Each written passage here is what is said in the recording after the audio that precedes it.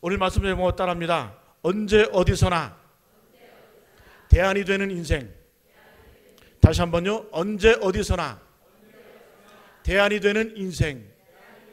예, 오늘 이 밤에는 언제 어디서나 대안이 되는 인생이라는 제목으로 함께 은혜의 말씀을 나누겠습니다. 오늘 말씀의 내용은 이제 다윗이 37살에 온 이스라엘의 왕이 되는 그러한 내용입니다. 그러면 그 이전에는 왕이 아니었나? 왕이었습니다. 왕은 왕이었는데 반쪽짜리 왕이었습니다.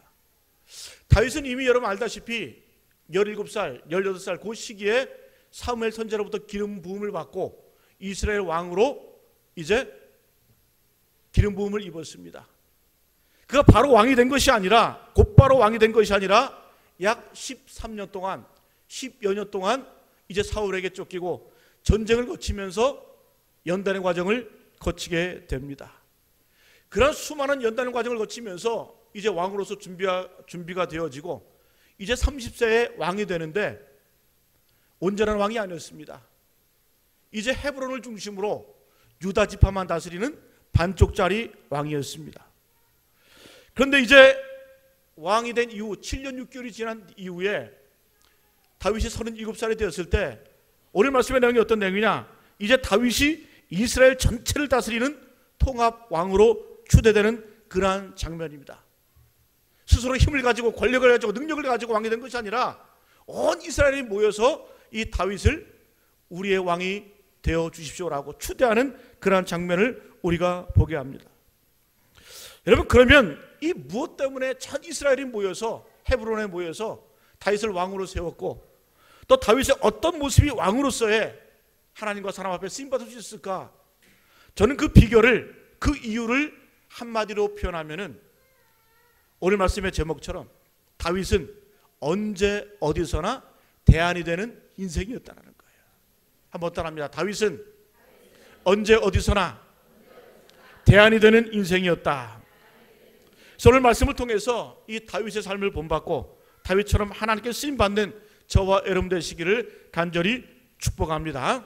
한번 따라합니다. 대안이 없는 시대에 대안이 되었다. 이 다윗의 일생을 쭉 이렇게 보면은 한 가지 특징이 있어요. 정말 대안이 없고 대책이 없는 그러한 시대에 다윗이 솔선수범해서 대안이 되었다는 거예요. 여러분, 오늘 말씀에 보면 이제 다윗은 이스라엘 모든 지파에게 전국적으로 온 이스라엘의 이제 정당성, 왕으로서의 정당성을 부여받게 됩니다. 이제 온전한 왕이 되는 겁니다. 1절 한번 볼까요? 같이 한번 읽어봅니다. 1절 말씀 시작. 이스라엘 모든 지파가 헤브론에 이르러 다윗에게 나와 이르되 보소서 우리는 왕의 한 골육이니이다. 이스라엘 모든 지파가 어디로 왔어요? 헤브론에 이르러 다윗에게 나와 이르되 보소서 우리는 왕의 뭐다? 한 골육이니이다. 이스라엘 전체 지파가 모여서, 온 지파가 모여서 이제 다윗에게 얘기하는 거예요. 우리의 왕이 되어 주십시오. 우리는 한 고륙 아닙니까? 여러분, 싸울 때는 언제고? 여러분, 5장, 우리가 사무엘하 5장을 읽었는데 4장만 해도, 그때까지만 해도 여러분 세대 간의 대립, 지역 간의 대립, 부족 간의 대립, 수많은 싸움이 있었어요. 이제 어떻게 해요? 다윗에게 와서 온 지파가 뭐라고 하는 거예요? 우리의 왕이 되어 주십시오. 당신과 우리는 한 고륙입니다. 이제 온 지파가 찾아왔고 3절에 보니까 3절 말씀 같이 한번 읽어봅니다. 시작. 이에 이스라엘 모든 장로가 헤브론에 이르러 왕에게 나오매 다윗 왕이 헤브론에서 여호와 앞에 그들과 언약을 맺음에 그들이 다윗에게 기름을 부어 이스라엘 왕으로 삼으니라. 아까는 이스라엘 모든 지파가 왔다 그랬죠, 그죠? 이제 3절에는 이스라엘의 모든 장로, 대표하는 모든 사람들이 와서 어떻게 해요? 그에게 기름을 붓고 이스라엘 왕으로 삼았다라는 거예요. 여러분, 이것만 보게 되면 우리가 실감이 잘 안 나죠? 그런데 여러분, 똑같은 내용이 역대상 11장과 12장에 같은 내용이 언급이 됩니다. 근데 그 역대상에는 구체적으로 언급이 되어 있어요. 이 다윗을 지지하기 위해서 각 지파에서 군대가 모이는데 38만 4천 명이 모입니다. 38만 4천 명의 군대가 모여서 다윗을 왕으로 추대하는 거예요. 어마어마한 장면이죠. 감동적인 장면이죠. 마치 그 행렬이 하나님의 군대와 같다라고 이렇게 표현해 주고 있습니다. 하나님의 군대와 같다. 정말 웅장하게 이제 전 이스라엘의 왕으로 추대되는 모습을 우리는 보게 됩니다. 그러면 다윗이 이렇게 온 이스라엘의 왕이 될 수 있었던 그 비결이 뭘까? 그는 늘 대안이 되는 인생이었다는 거예요. 여러분 사무엘상 17장에 보면은 어떤 사건이 나오죠? 이제 블레셋과 이스라엘이 전쟁을 하게 됩니다. 이 사무엘이 어렸을 때, 소년 시절 때예요. 이 블레셋과 이스라엘이 전쟁을 하게 되는데 블레셋에는 누가 있었습니까? 누가 있었어요? 골리앗, 그죠? 골리앗이 있었어요. 근데 이 블레셋에 약 2m 70 정도 되는 그 어마어마한 이 블레셋이 나와서 호령을 하고 또 이렇게 막 전쟁을 지휘하니까 이스라엘 군대가 쫄은 거예요. 막 들로 산으로 막 도망간 거예요. 풍지박산 난 거예요. 여러분 사람은 많은데 싸울 사람이 없는 거예요. 그런 말이 있죠. 홍수 중에 먹을 물 없다. 여러분 홍수 나보세요. 온 천지가 다 물 아니에요. 그 물 퍼먹습니까? 못 먹는 물이에요. 못 먹는 물. 사람은 많은데 나가서 싸울 사람이 없는 거예요. 대안이 없는 거예요. 대책이 없는 거예요. 이때 누가 나갑니까? 다윗이 나가죠. 오죽 나갈 사람이 없으면 누가 나가요?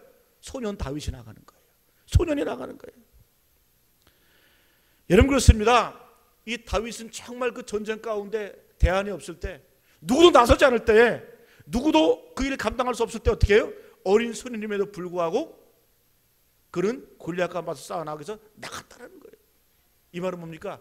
대안이 없는 시대에 대안이 되었다는 거예요. 여러분 저는 주님의 몸된 교회도 마찬가지입니다. 교회도 사람이 많습니다. 그럼 누가 갈고 누가 일을 할고 할 때는 뒤로 물러서는 것이 바로 우리의 모습이에요. 사랑하는 성도 여러분, 다윗처럼 대안이 없는 그 시기에, 대안 없는 그 시대에 대안이 되어 주시기를 간절히 축복합니다. 이것이 바로 축복받는 비결이에요. 여러분 이스라엘 사람들이, 이스라엘 온 지파, 온 장로가 모여서 다윗을 왕으로 세우는 이유는 분명한 이유가 있었습니다. 그는 언제나 나서지 않는 그런 과정 가운데, 대안이 없을 때 그는 대안이 되어 주었고 그가 나가서 싸웠다는 거예요. 여러분 뒤어서 사무엘상 22장에 보면은 이제 다윗이 사울 왕의 시기를 받고 쫓겨 도망갑니다. 어디로 도망가냐? 아둘람 굴로 도망가게 되는데, 이 아둘람 굴로 도망갔을 때에 이 도망다니냐 목숨을 이제 부지하기 위해서 얼마나 힘이 들어요. 지치고 피곤하고 또 여러 가지 광야의 위험, 또 여러 가지 어떤 다윗의 그 추적을 이제 피해서 도망가는 그런 상황이 있었습니다. 그런데 이 도망가는 이 다윗을 향해서 누가 찾아오냐? 그의 형제와 아버지의 온 집이 찾아오는 거예요. 그렇겠죠? 그의 아버지, 그의 가족들도 다윗의 사울 왕의 미움을 받으니까 어디 갈 데가 없으니까 광야로 도망가 다윗을 찾아온 거예요. 그런데 가족들뿐만 아니라 사무엘상 22장에 보면은 어떤 사람이 찾아왔냐? 환난당한 모든 자, 빚진 모든 자, 마음이 원통한 자, 이 모든 사람들이 누구에게로 왔다? 다윗에게로 몰려왔다라고 이렇게 표현해주고 있습니다. 그 숫자가 몇 명이냐? 400명, 400명. 여러분 한번 보십시오. 환난당한 자, 빚진 자, 마음이 원통한 자, 이 사람들은 어떤 사람이에요? 대책이 없는 사람들이에요. 인생의 밑바닥까지 간 사람이에요. 요즘으로 하면 거짓대들이에요. 마음이 원통하고 환난당하고 빚진 자 약 400명이 이 다윗을 따라온 거예요. 여러분 광야에서 쫓기는 신세 때로 몰려다니면 표적이 되기 쉬워요. 금방 잡혀요. 금방 노출이 됩니다. 도망 다닐 때는 소수의 인원이 치고 빠지고 이렇게 하면서 도망 다니는 거예요. 여러분 이런 위험한 상황 가운데 그 400명이 찾아와, 대안이 없는 그런 인생들이 찾아왔을 때 다윗이 뭐가 됐어요? 그들의 우두머리가 되었다. 이거 뭡니까? 그들의 대안이 되어줬다는 거예요. 자기도 살기가 바쁘고 자기의 처지도 어렵지만 어떻게 해요? 그들을 무시하지 않았습니다. 그들을 받아들였다는 거예요. 대안이 없는 인생들 앞에서 그가 이 다윗이 우두머리가 되어서, 거지 두목이 돼서 왕초가 되어가지고 우두머리가 되어서 그들을 이끌고 나갔다는 거예요. 여러분 나중에 이 사람들이 다 어떻게 해요? 다윗을 위해서 목숨을 바쳐서 충성을 합니다. 나중에 왕국을 세우는데 깃들이 됩니다. 다윗은 대안이 없는 그 시대에, 대안이 없는 인생들 앞에서 대안이 되었다는 거예요. 여러분 우리 모두도 대안이 되는 그러한 그러한 주의 일꾼들 되시기를 간절히 축복합니다. 또 오늘 말씀의 내용을 자세히 보게 되면은 이 다윗이 왕이 되고 싶어서 된 게 아니에요.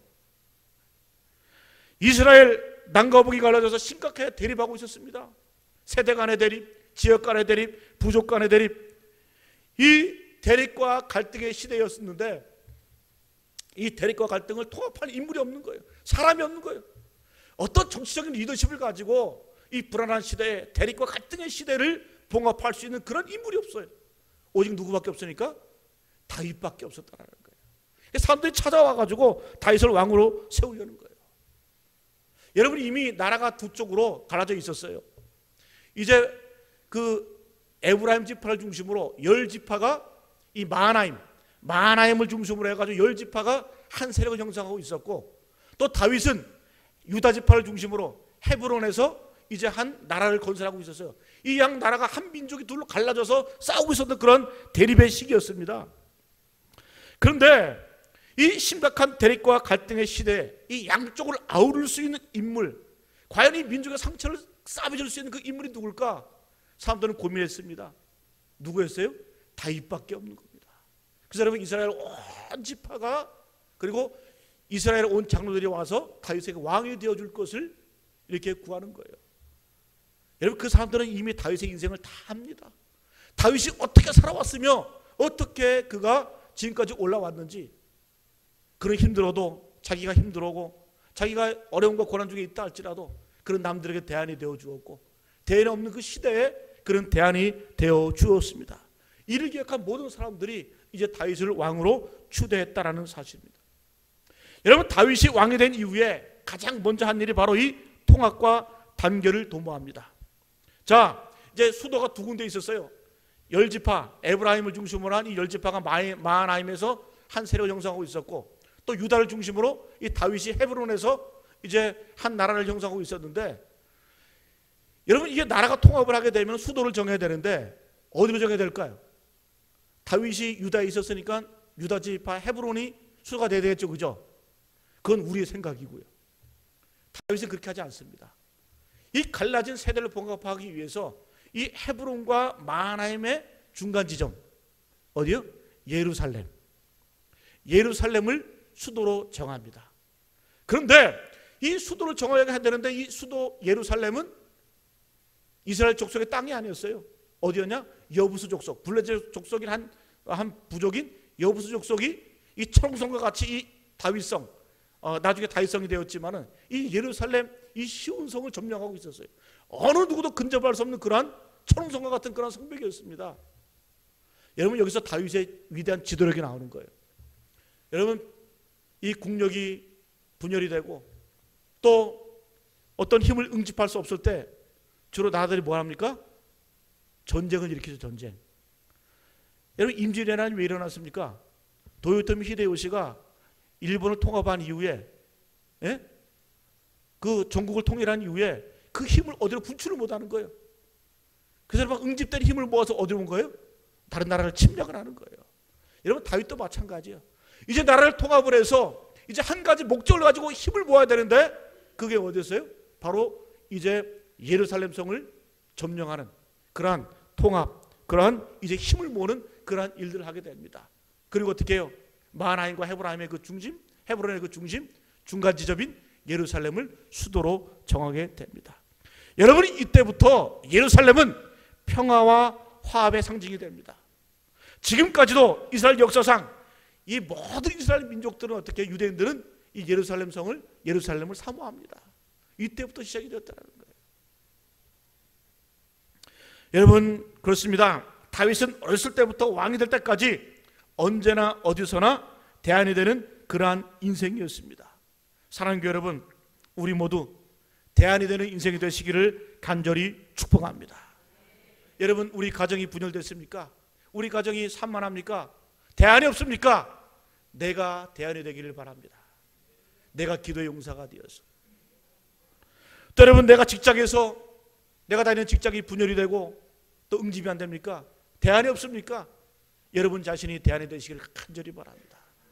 또 주님의 몸된 교회가 분열이 되고 또 힘이 빠졌을 때 여러분 자신 내가 대안이 되시기를 간절히 축복합니다. 여러분, 이게 진짜 축복이라는 거예요. 다윗이 이렇게 대안이 되는 인생을 살았을 때 그가 축복을 받았습니다. 이렇게 살면 이러한 인생을 길을 걸어가게 되면 하나님의 복이 임하게 됩니다. 그럼 다윗은 어떤 복을 받았을까? 한번 따라합니다. 점점 강성하여지는 축복을 받았다. 이 다윗은 점점점 강성하여지는 그러한 복을 받게 됩니다. 여러분, 10절 말씀 같이 한번 해보세요. 10절 말씀 시작. 만군의 하나님 여호와께서 함께 계시니 다윗이 어떻게 해요? 점점 강성하여 가니라. 만군의 하나님 여호와께서 함께 계시니 다윗이 점점 강성하여 가니라. 똑같은 구절이 역대상 11장 9절에도 있어요. 같이 한번 봅니다. 시작. 만군의 여호와께서 함께 계시니 다윗이 점점 강성하여 가니라. 사무엘하 3장 1절 말씀에도 시작. 사울의 집과 다윗의 집 사이에 전쟁이 오래매 다윗은 점점 강하여 가고 사울의 집은 점점 약하여 가니라. 참 은혜되는 구절이 있어요. 그죠? 점점 강성해졌다. 점점 강성해졌다. 여러분, 다윗의 축복은, 그래서 다윗의 축복의 특징이 뭐냐? 당장의 축복이 아니에요. 점점의 축복인 줄로 믿습니다. 서서히 받는 축복이었어요. 여러분, 다윗이 이스라엘 지파, 온 이스라엘 지파 그 민족의 왕이 된 나이가 37살이죠. 우리가 지금 생각하기에 37살 하면 되게 젊은 나이인 것 같은데 그 당시에 평균 수명이 45세, 50세였어요. 그러니까 37살에 왕이 됐다는 건 뭡니까? 지금으로 말하면 약 50, 60대여서 왕이 되었다는 거예요. 우리가 볼 때는 젊지만은 그때 시대로 보면은 37살에 왕이 됐다는 얘기는 뭐예요? 나이 지같이 먹어서 왕이 되었다는 겁니다.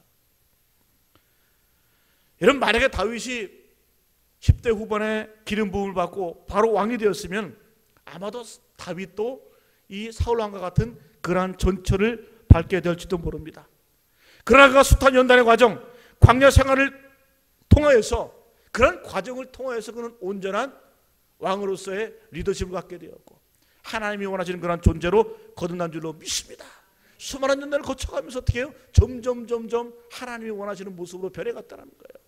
당장 된 거 아니에요? 당장 된 것이 아니라 그는 기름 부음을 받고 나서도 10수년이 지난 다음에 그는 왕이 되었습니다. 그래서 여러분, 당장이 중요한 것이나 점점이 중요한 건 줄로 믿습니다.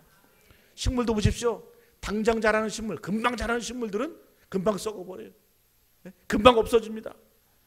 그러나 여러분, 비바람과 뜨거운 태양을 거치면서 오랜 기간 이렇게 자란 식물들은 단단합니다. 썩지 않습니다. 그 뿌리가 견고합니다. 인생의 법칙도 있어요. 영어에 그런 말 있죠. Easy come, easy go. 쉽게 온 것은 쉽게 간다. No pain, no gain. 고통 없이 얻는 것 없다. 여러분, 그렇습니다. 여러분, 인생의 여정 가운데 여러 가지 연단과 그러한 시험과 그런 과정을 통해서 어려운 과정을 거쳐가면서 다윗이 성숙되어지고 하나님 원하시는 그러한 하나님과 사람 앞에 칭찬받는 그러한 인격으로 세워지는 데까지는 오랜 시간이 걸렸다는 거예요. 점점 강성해지는 축복을 받았습니다. 여러분, 그래서 우리는 대부분 어떤 축복을 받아요? 주님, 당장 좀 어떻게 좀 해주십시오. 당장 좀 어떻게 좀 해주십시오. 하나님의 계획을 우리가 바라보지 못해요. 하나님의 섭리를 우리가 느끼지를 못해요. 너무 조급하니까. 여러분, 조급함이 아니라, 당장의 축복이 아니라 점점의 축복을 누리시길 간절히 축복합니다. 이게 바로 건강한 축복이고 이게 변함없는 하나님의 온전한 복인 줄로 믿습니다. 그럼 마지막으로 이 다윗의 이 축복, 이 복의 비결이 뭘까? 한번 따라합니다. 하나님을 존귀 여김으로 복을 받았다. 이 다윗이 점점 강성해지는 축복을 받게 되었는데 그 비결이 뭘까? 딱 한 가지입니다. 다윗은 하나님을 존귀하게 여겼습니다. 사무엘 상하를 읽다 보면은 항상 대비되는 인물이 등장을 합니다. 꼭 두 사람을 비교를 해요. 이게 비교를 하는데 첫 번째 비교되는 인물이 바로 엘리 제사장과 사무엘이 비교가 돼요. 그죠? 그리고 계속해서 이어지면서 사울왕과 다윗왕이 비교가 됩니다. 그런데 이 둘 다 하나님의 다 똑같은 하나님의 백성인데 하나는 쇠퇴하고 하나는 흥황합니다. 여러분 보세요. 엘리 제사장 가문이 어떻게 해요? 세월이 흘러갈수록 점점 쇠퇴하고 하나님께 버림을 받잖아요. 그러나 사무엘 선지자는 어떻게 해요? 하나님께 존귀하게 쓰임을 받습니다. 여러분 사울 왕은 하나님께 버림받았습니다. 그러나 다윗은 점점 강성해지고 하나님께 영광 돌리는 그러한 인생이 되었습니다. 그러면은 이 둘의 차이가 뭘까? 바로 하나님을 존귀히 여기는 것에서 차이가 난 거예요. 여러분 이 말이 우리에게도 그대로 적용이 됩니다. 우리가 똑같이 구원받은 백성, 구원받은 하나님의 자녀라고 할지라도 우리가 어떻게 사느냐에 따라서 우리 인생의 가치가 결정이 된다는 거예요. 우리 다 구원받았습니다. 영생을 소유하고 있어요. 하나님의 백성이죠. 그러나 우리가 하나님을 존귀히 여기느냐 존귀히 여기지 않느냐에 따라서 우리 인생의 향방이 결정이 된다는 거예요. 성경에 보면은 이 엘리 제사장 그리고 두 아들 버림받은 이유가 있습니다. 성경 보면 뭐라고 표현해요? 그들이 여호와의 제사를 멸시했다. 하나님을 멸시했다는 거죠. 백성들이 어떻게 해요? 재물을 가지고 오면 갈고리로 어떻게? 좋은 고기가 있으면 하나님께 드릴 걸 갈고리로 채서 좋은 것은 자기가 가져버리죠. 또 성전에서 봉사하는 여인들과 간음을 합니다. 이건 뭐예요? 하나님을 멸시하는 그러한 행동이었습니다. 이런 현상이 일어나자 이로 인해서 영적인 귀머거리가 되고 영적인 소경이 되어버립니다. 그 당시에 어떻게 표현하고 있냐? 하나님의 말씀이 희귀했다. 이상이 보이지 않았다. 이렇게 표현해주고 있습니다. 왜요? 하나님을 멸시하니까. 예배를 멸시하니까 결국 어떻게 됩니까? 그들은 버림받게 됩니다. 이가봇 하나님의 영광이 떠나버렸다. 하나님의 영광이 그의 가문을 떠나버리고 말게 됐다는 거예요. 여러분 사울왕도 마찬가지입니다. 그가 블레셋과 전쟁할 때에 먼저 하나님께 제사를 드리고 하나님께 예배하고 전쟁에 임해야 되는데 사무엘 선지자가 오지 않죠. 그래서 어떻게 합니까? 자기가 대신해서 선지자를 대신해서 제사장을 대신해서 하나님 앞에 제사를 드리죠. 이건 뭡니까?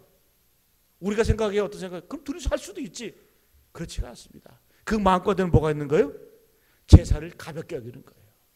제사를 멸시하는 거예요. 우습게 보는 거예요. 이 일이 있은 후에 사무엘 선지자가 사울에게 뭐라고 말씀합니까? 사무엘상 15장 21절 말씀 같이 한번 읽어봅니다. 시작. 사무엘이 사울에게 이르되 나는 왕과 함께 돌아가지 아니하리니 이는 왕이 여호와의 말씀을 버렸으므로 여호와께서 왕을 버려 이스라엘 왕이 되지 못하게 하셨음이니이다 하고. 보세요. 왕이 여호와의 말씀을 버렸으므로 여호와께서 왕을 버려 이스라엘 왕이 되지 못하게 하셨다. 우리는 오해하죠. 하나님께서 사울을 버리셨다. 사울을 포기하셨다. 이렇게 오해하는데 그렇지가 않습니다. 오늘 말씀이 뭐라고 해요?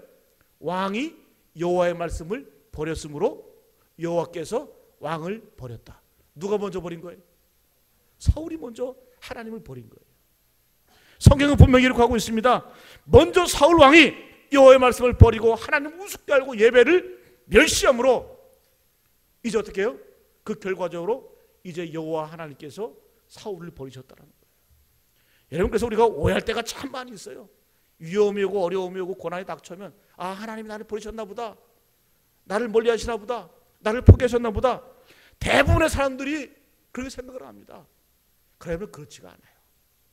내가 하나님을 멀리하고 내가 하나님의 말씀을 경청하지 않고 내가 예배를 등한시하고 주님을 멀리 했을 때 하나님이 너 나를 버리시는 거예요. 잠언서 8장 10절 말씀에 이런 말씀이 있죠. 나를 사랑하는 자들이 나의 사랑을 입으며 나를 간절히 찾는 자가 나를 만날 것이니라. 누가 먼저 찾아야 된다는 거예요? 우리가 먼저 하나님을 찾아야 하나님이 우리를 찾아주신다는 거예요. 우리가 먼저 하나님을 사랑해야 하나님의 사랑이 그 사랑이 우리 가운데 임한다는 겁니다. 여러분께서 오해하시면 안 돼요. 하나님은 우리를 절대 버리지 않습니다. 우리가 먼저 버리는 거예요. 우리가 먼저 여호와의 말씀을 버리고 등한시하니까 여호와께서도 그렇게 하시는 겁니다. 여러분 신명기 기원도 마찬가지. 신명기 28장에 보면은 이제 하나님의 백성들이 받는 축복이 기록된 장이 신명기 28장이에요. 그러면 그 축복들, 무수한 축복들이 뭐 들어와도 복을 받고 나가도 복을 받고 광주리가 복을 받고 여러 가지 복들이 쭉 공급이 됐는데 항상 조건이에요. 조건. 너희가 어떻게 하면 이 복이 임할 것이다. 신명기 28장 1절 말씀 같이 한번 읽어봅니다. 시작. 내가 내 하나님 여호와의 말씀을 삼가 듣고 내가 오늘 내게 명령하는 그 모든 명령을 지켜 행하면 그 다음에 시작. 내 하나님 여호와께서 너를 세계 모든 민족 위에 뛰어나게 하실 것이라. 2절 말씀 시작. 내가 내 하나님 여호와의 말씀을 청종하면 이 모든 복이 내게 임하여 내게 이르리니. 여호와의 말씀을 청종하면 이 복이 임할 것이다. 아까 1절에 뭐예요? 지켜 행하면, 그 다음에 청종하면 이 복이 임할 것이다. 여러분, 하나님을 존귀 여기시기를 바랍니다. 우리가 하나님의 말씀을 귀하게 여기고, 또 우리가 예배하는 이 예배 시간을 귀하게 여기고, 또 기도하는 그 기도의 삶, 기도의 시간을 귀하게 여기면 하나님을 우리가 높여드리면 하나님 우리를 높여주십니다. 우리 삶을 존귀하게 만드셔요. 여러분, 다윗은 늘 이런 삶을 살았잖아요. 여러분 잘 아시잖아요. 다윗의 인생의 법칙이 뭐라고 했어요? 37 법칙. 다윗의 인생의 법칙은 37이 뭐라고 했어요? 3이 뭡니까? 다윗은 하루에 3번 기도했어요. 내가 저녁과 아침과 정오에 근심하며 탄식하며 주님 앞에 기도한다. 시편에 기록되어 있잖아요. 다윗은 여러분 무조건 하루에 3번 기도했어요. 그리고 하루에 7번 주님을 찬양합니다. 내가 하루에 7번 주님을 찬양하리이다. 최소한 하루에 10번 정도는 하나님과 교제하는 시간을 가졌어요. 이 말은 뭡니까? 하나님을 귀히 여기고 높여드리고 올려드리고 존귀하게 여겼어요. 우리가 다윗보다 바쁘죠. 그죠? 제가 생각에 다윗보다 바쁘면 아무도 없을 것 같아요. 다윗도 여러분 하루에 3번 기도하고 7번 주님을 찬양을 했어요. 이 말은 뭐예요? 하나님을 존귀히 여기고 하나님을 높여드리고, 그 하나님, 그러면 하나님께서 다윗을 높여주시는 거 아니에요. 다 이유가 있는 겁니다. 여러분, 우리의 삶도 중요합니다. 우리의 삶이 하나님을 발견하지 못하고 하나님의 뜻과 섭리를 느끼지 못하는 이유가 뭔 줄 아세요? 여러분, 이 잔느 기용이라는 그 여자분이 계세요. 잔느 기용, 17세기에 상당히 영적인 거장인데, 이분이 영성에 관한 이 서적을 약 70권을 썼어요. 70권을 썼는데 그 중에 한 책이 뭐냐? 하나님을 경험하는 기도. 그 책에 보니까 이런 내용이 있어요. 이 잔느 기용이라고 하는 이 여인이, 제가 한번 읽어드릴게요.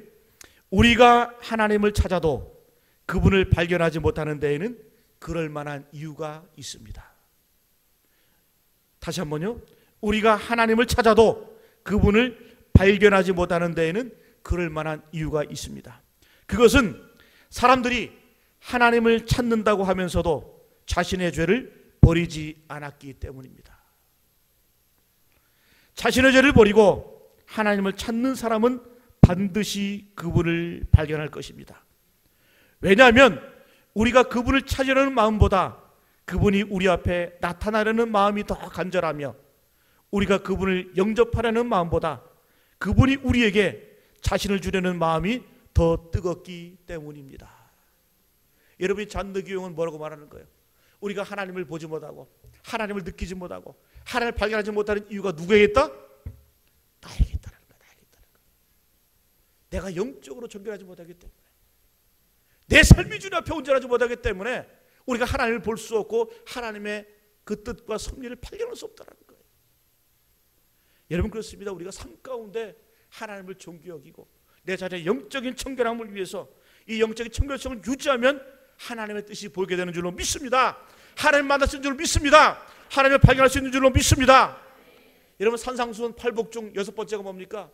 마음이 청결한 자는 복이 있나니. 마음이 청결한 자는 복이 있나니 그들이 하나님을 볼 것이며. 어떻게 하나님을 본다? 마음이 청결해야, 영적인 순결성, 영적인 청결성이 유지가 되어야 하나님을 볼 수 있다는 거예요. 그래서 우리가 하나님을 보고 못 보고의 그 문제는 누구한테 있는 겁니까? 바로 나한테, 내 책임이에요. 내 책임. 오늘 말씀을 정리합니다. 다윗은 언제 어디서나 대안이 되는 그러한 인생이었습니다. 그의 인생의 과정을 쭉 보면은 그는 어렸을 때부터 광야에서 또 시대의 아픔과 분단이 있을 때 그는 먼저 앞장서서 대안이 되었어요.